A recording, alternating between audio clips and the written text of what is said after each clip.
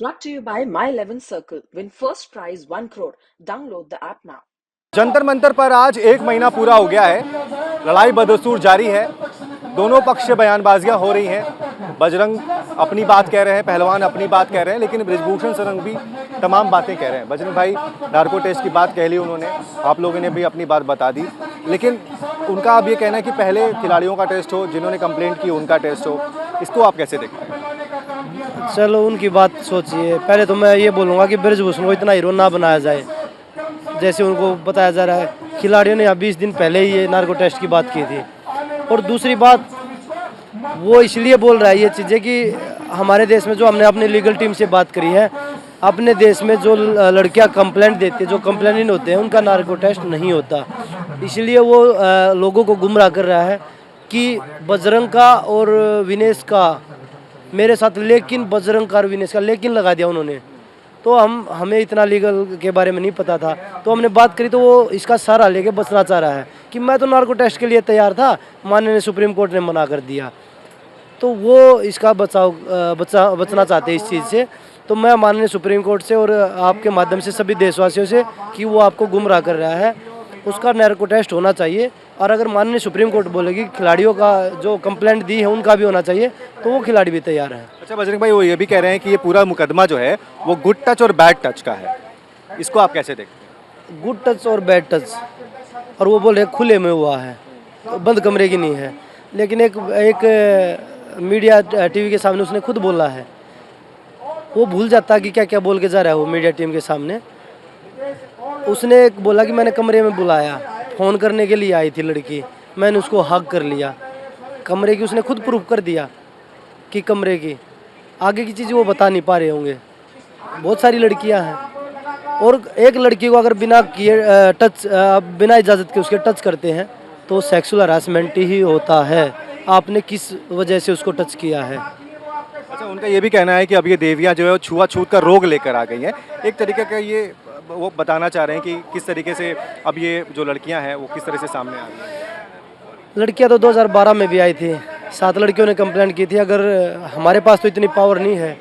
लखनऊ में एक एफआईआर दर्ज हुई थी, बृजभूषण जी ने 24 घंटे में उसको रफा दफा करवा दिया था अपनी पावर के दम पे।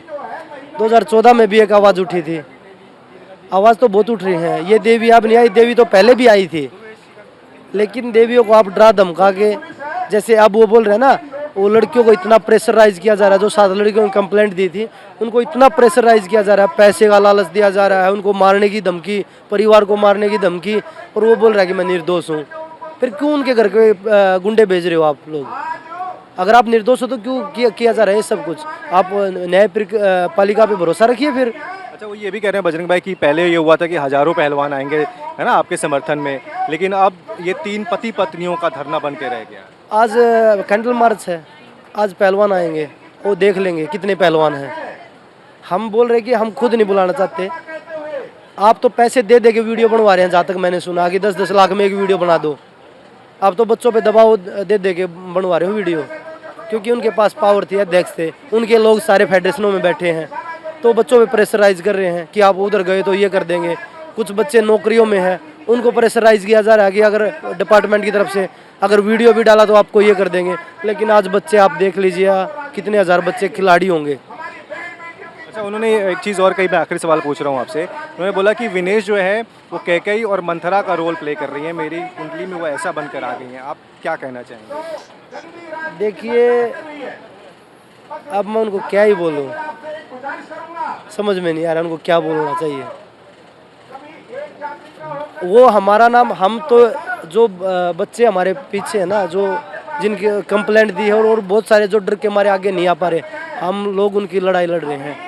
हम 2 वक्त की रोटी घर पे आराम से बैठ के खा सकते थे। भगवान ने इतना दिया, देशवासियों ने हमें नौकरी भी है, ओलंपिक मेडल, सारे मेडल है मेरे पास, कोई भी ऐसा मेडल नहीं जो नहीं है।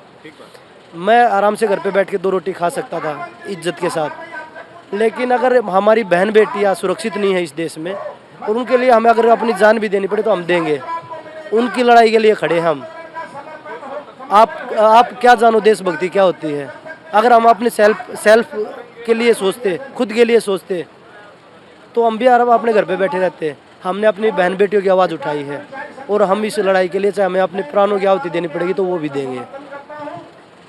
तो साफ तौर पर बजरंग पूनिया, इनका कहना है कि अगर हमें अपनी बहन बेटियों की लड़ाई के लिए जान भी देनी पड़े तो हम वो दे देंगे, और इसी तरह से यहाँ पर ये धरना प्रदर्शन चलता रहेगा जब तक कि कार्रवाई नहीं हो जाती।